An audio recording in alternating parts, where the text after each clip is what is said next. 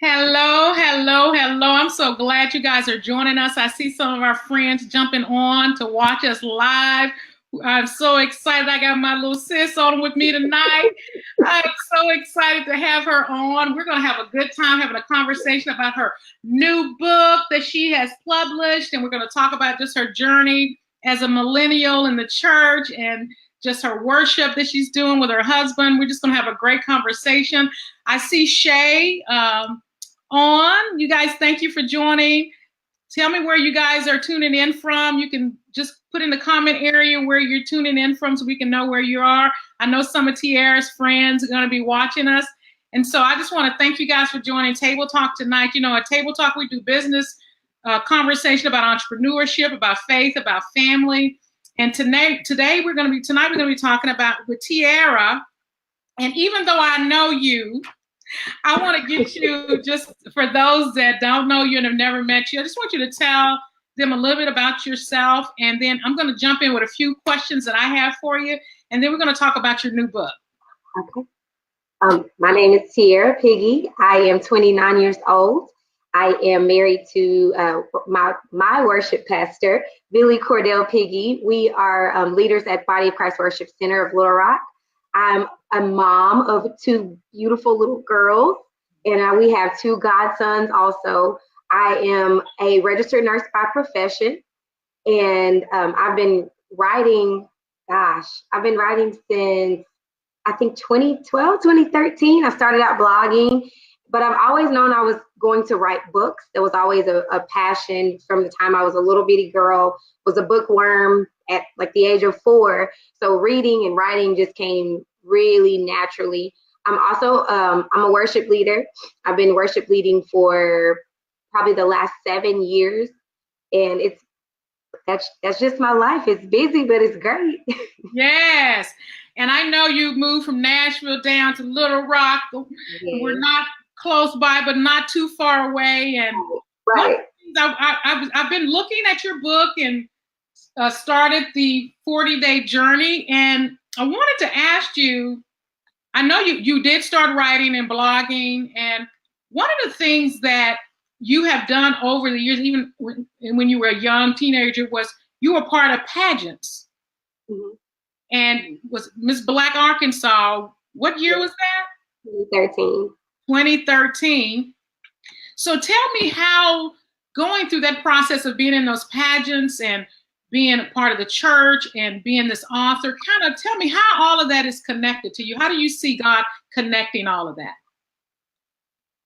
Pageants started out literally as a walk of faith. It was always something I wanted to get into. My mom was a single mom. She didn't really have the money to do it all, but it was something I was really, I kind of grew passionate about. I started out in a scholarship pageant and the fire was just lit for that.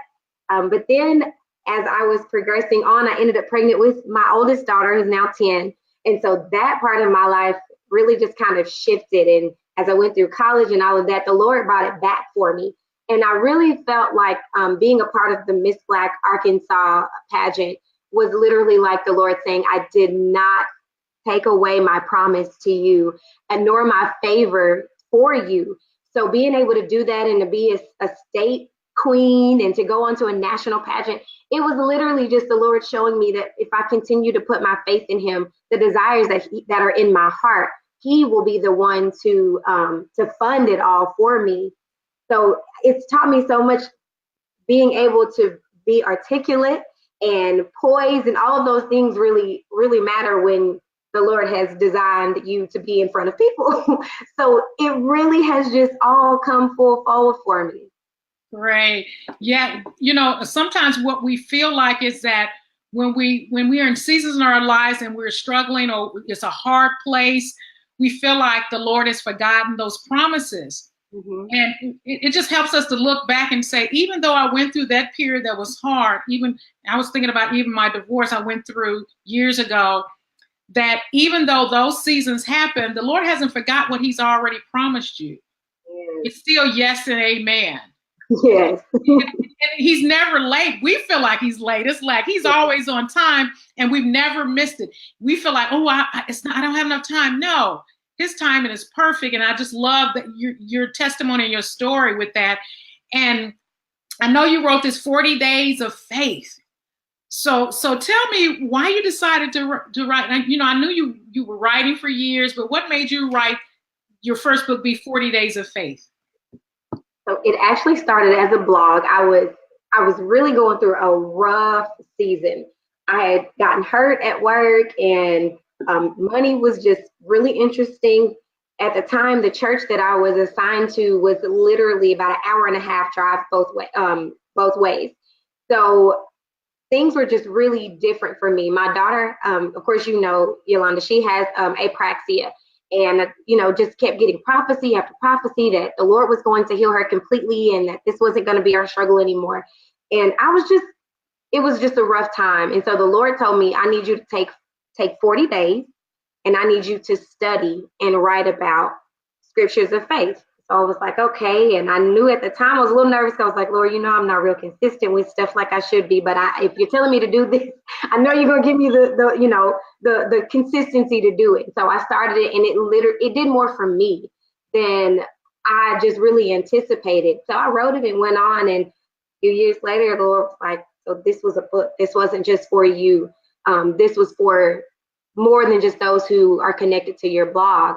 So I started to compile it all and went back through and tweaked it. And I'm a journaler. So it was just natural for me to even add in the journal pages, because journaling got me through a lot. Like when I couldn't talk because I'm crying, I could write. When I just didn't have somebody to talk to, I would write out my prayers to God. And so to me, that was just a natural thing to even add into the devotional portion of the devotional.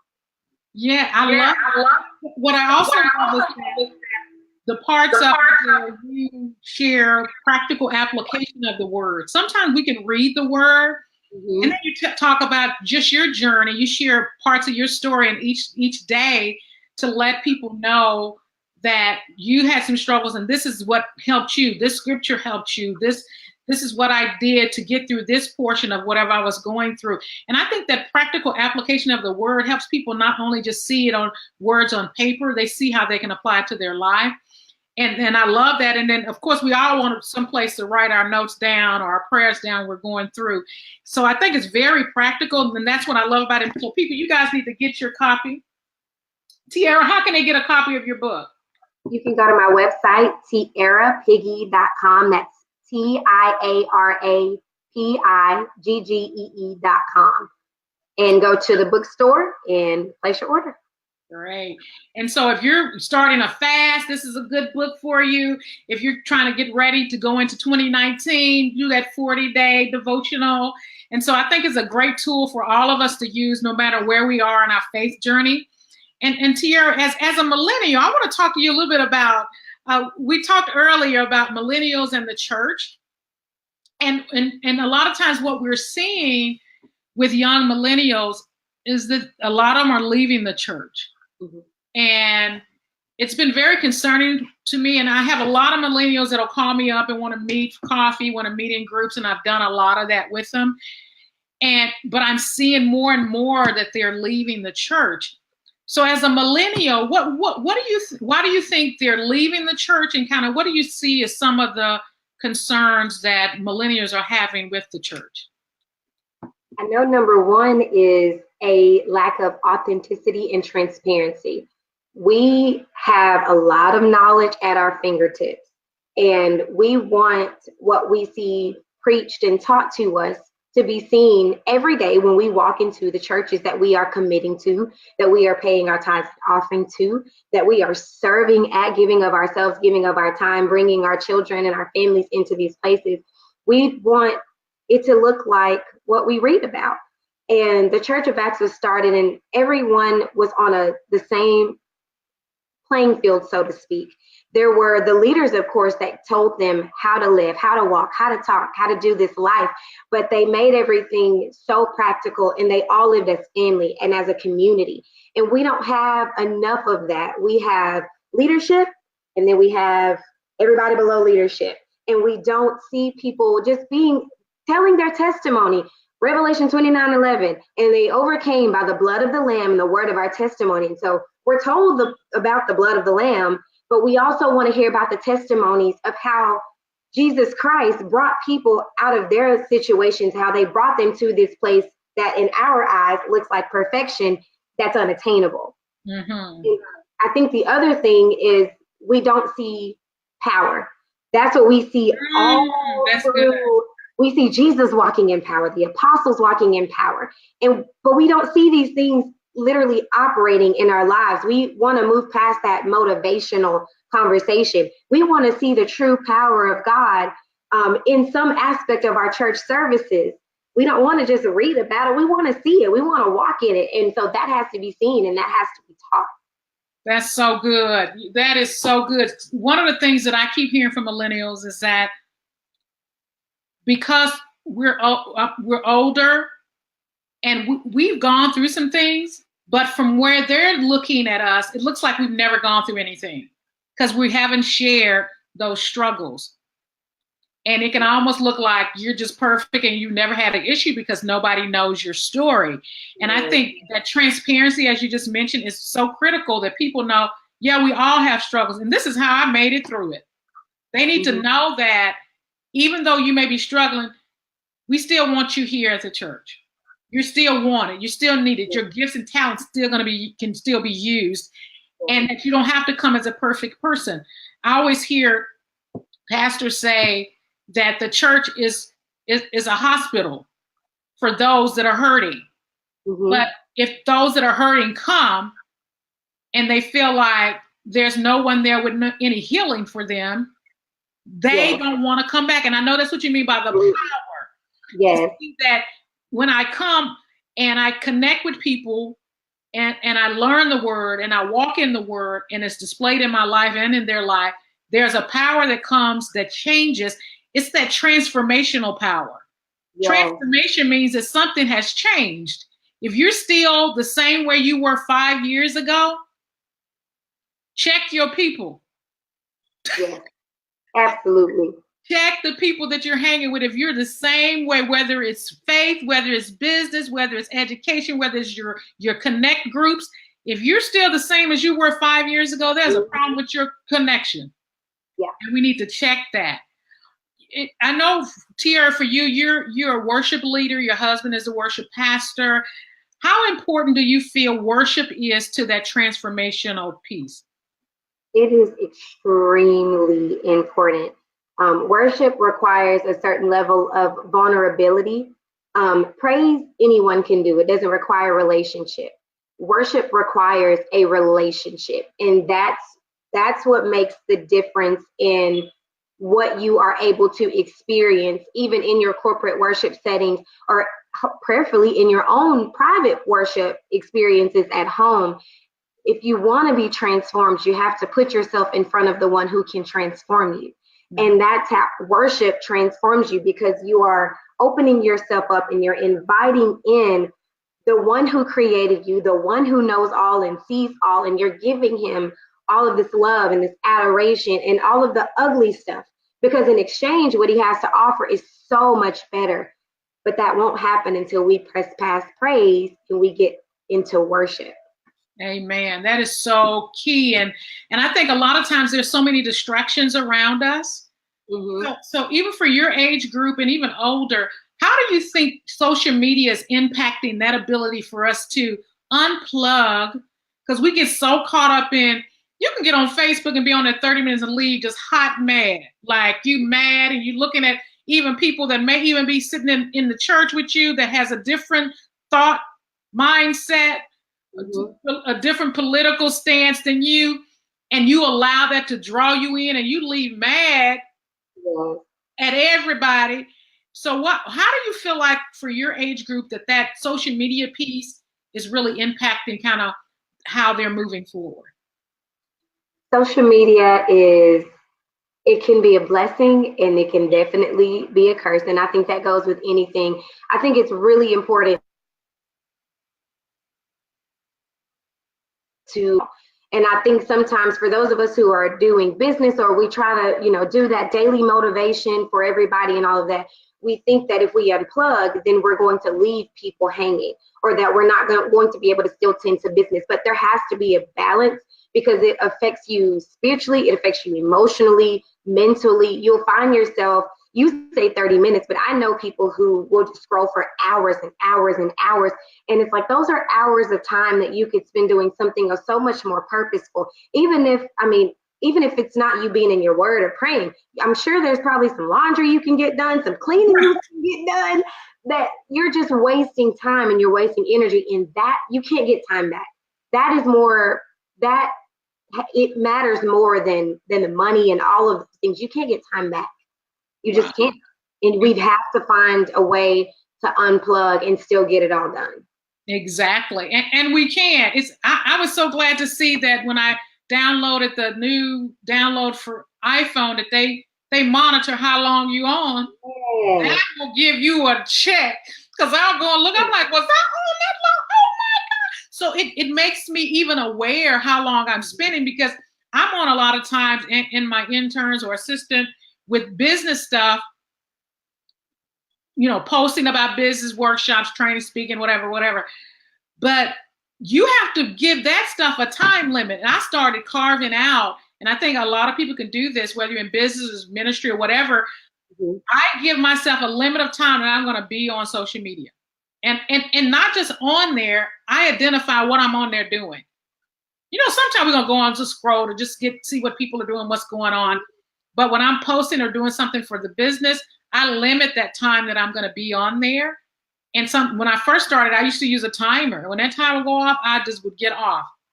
But with this app thing, with this phone now, you can just scroll like, okay, I've had my limit on there for today.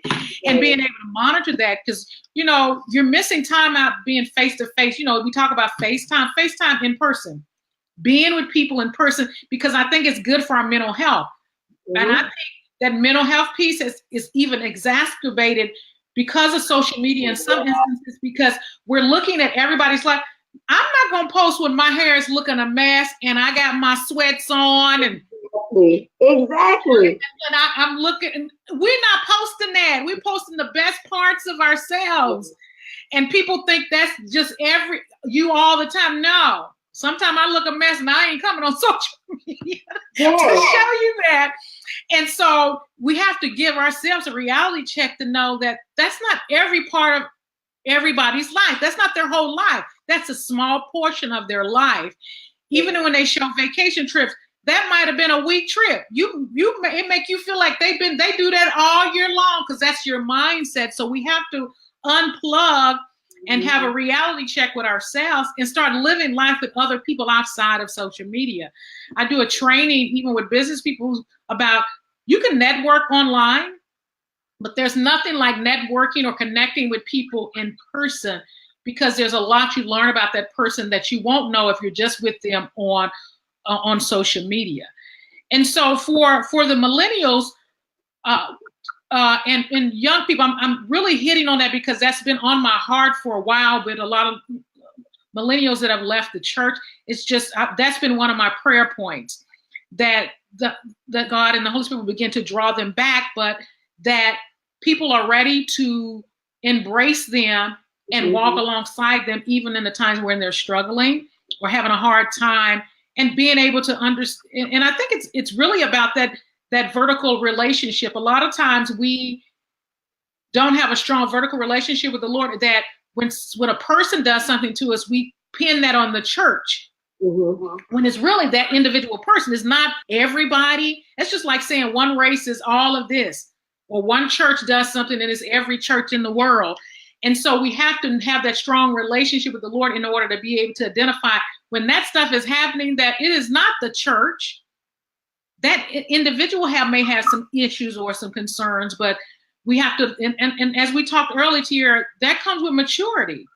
That comes with maturity. What would you say to millennials that have left the church or feel like the church is not a place for them right now? What would you say to them? I would say, pray the prayer that I prayed when we were looking for a new church home. There's a scripture, I believe it's in Jeremiah, it says, "And I will give you a shepherd after my own heart." And that was a prayer that my husband and I prayed consistently because we didn't want to just join another church just because it was, it looked good or it sounded good, or we could, get on a position or whatever the case may be. But we really wanted to be attached to leadership that had the heart of God, who would love us through our mess, in our mess, or, through any situations that we may have been dealing with, and they just had a really open heart. And I would say, give it another chance. Every church is not the same. We have to learn to forgive those who have hurt us, even if they never, ever apologize. And I think that's Say that again, Tiara. Say that again. We have to say that again. To forgive people, even if they never, ever apologize. And I know that that's really difficult to do because we feel like that's the only way we're going to get closure from a thing. But God can give you closure from a thing, even without that other person being involved. And if you feel like you need to go to whoever that was and say, hey, you hurt me, and you really aided in jading my viewpoint of the body of Christ and of Christ, period, then if that's something you feel is necessary for you, then do it. But don't allow what happened to keep you from being amongst a great group of people, because we're not all the same. And keep it just as much as you want the church to have an open mind, you have an open mind. You have an open heart, and you be prepared to love people even beyond their faults, just the same as you want people to love you beyond yours. The two-way street. Exactly. That's so good, Tiara. Tell people how have you seen people utilize your book? How are you seeing those that have purchased, and just some of the testimonies you've gotten back? How are they utilizing the 40 Days of Faith? I've been really overwhelmed in a good way, because people will send me, like, they'll take pictures of their day and what they're writing and where they've highlighted, and they're like, you wrote this line, you wrote it just for me. I don't know how you knew I needed this today, but you wrote this just for me. And just to see people even committed, because 40 days, that's a commitment. Yeah. That's not a short amount of time. Like, we see 3-day devotion, or we'll fast for 3 days, or 7 days, or whatever. But to commit to 40 days of really digging into not just the word, but digging into yourself. Because a lot of what with the help of Holy Spirit, of course, because I go back and I read it and I'm like, you wrote that, Jesus wrote that. But even just digging deep into those areas that we may have just masked over, walls that we have built to try not to deal with things, that's what the food for thought is all about for the journaling page. And to see people really devoting to that, and devoting to changing, devoting to really being better, not just for themselves, but be better for God. And really being that true representation of who he is, because everything Jesus did, he did with faith in the Father, and faith from the Father. And the type of faith that I discuss in my devotional is faith that only comes from God. It's not faith in who we are or where we've been. It's faith in who he is that fuels us for the journey.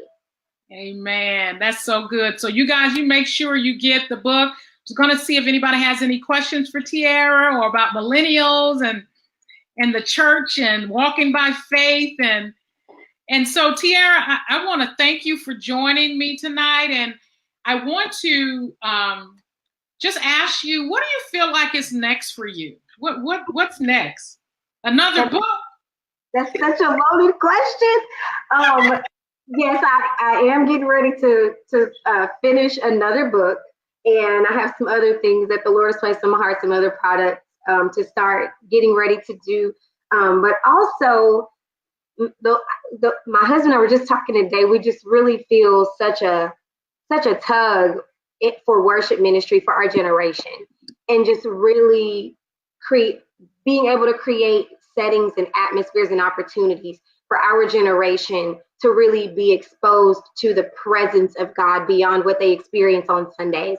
This past Saturday, we hosted a worship night at our church, and it was more than I could have prayed for. It was more than I even imagined. And we had already had it set in our minds that we were going to do this on a quarterly basis. And just seeing what the Lord is going to do in that and from that. Well, we're going to be recording soon and doing some other things. So we've got a lot going on, but I know that God is in every single bit of it. So music, more books, more Jesus. More Jesus. So I want to thank you again for joining me, and I want to encourage everyone to go get Tiara's book. We're going to put the link in the comment areas of the show so that you can go to her website and order the book. You can use it in your small groups if you want to get with women, a group of women or a group of men, and all of you guys go through it together. That's actually what I'm thinking about doing the top of 2019. That's why I haven't really written in my book yet. I have a group of women that I pray with that are my prayer partners. Think about just buying some and then for us to just go through that 40-day journey at the top of the year. And I just thank you for just representing the millennials well. It's been a journey for you, I know, but I just love seeing how the Lord is using you in ministry with your husband, my brother, and just seeing how God is really taking you to that next level where you're not just, it's not just about you, it's about this next generation and your generation. And so I want to thank you for joining me. Can you tell them again how they can contact you and get your book? If you're on social media, what's your social media sites that they can find you? I am on Facebook. You can find me Tiara Ashley Piggee. And I'm also on Instagram, and I believe my name on there is Tiara A. Piggee, if I'm not mistaken. And then you can always go to my website, tiarapiggee.com, and you can contact me there, send me your info. You can subscribe to the page also. Can you close us out and just pray for millennials before we end? Absolutely. Father, we thank you for this day. We thank you for another opportunity to encounter your presence. Lord, we come to you thanking you for millennials, thanking you for my generation and those that are coming up after me, those that have come before me. I pray, Father, that you would instill your wisdom, your patience, your love, your knowledge, and your understanding into the hearts of those who already profess to love you and to follow after the example of Jesus Christ. We will win the lost for you. And for your glory alone. I pray, Lord, that you would grant us all a new level of understanding for each other, how to love like Jesus loved, how to love those who seem to be on the outskirts of this walk of faith, and learning how to live our lives daily, lifting you up so that you can do the drawing, so that they may come into knowledge of who you are. Father, I pray for a healing for broken hearts and for broken minds concerning what the church is supposed to be like and what it's supposed to look like. I pray, Father, that those of us who have failed in those areas, that we would find ourselves asking for forgiveness, that we would forgive ourselves, and that we would forgive those who have harmed us in the past, so that we can press forward and be all that you've called us to be. We know that all things are working together for the good of those who love you and are called according to your purpose. So for those of us who encompass that demographic, Lord, we thank you that your word stands true and that our lives will be lived screaming Jesus out loud, unashamed, unafraid, walking fully in faith of who you are and loving every single moment of it. These things, amen. Amen. Amen. Thank you, sis, my baby sister. I have loved having you on Table Talk today. Thank you. We thank you guys for joining us. Oh God, we thank you for those that will that are watching now, that will watch later. If you have any prayer requests, please put them in the comment area. We will definitely cover you in prayer. And again, thank you, Tiara, for joining me tonight on Table Talk. Guys, we'll see you later. We'll see you next time. Bye-bye.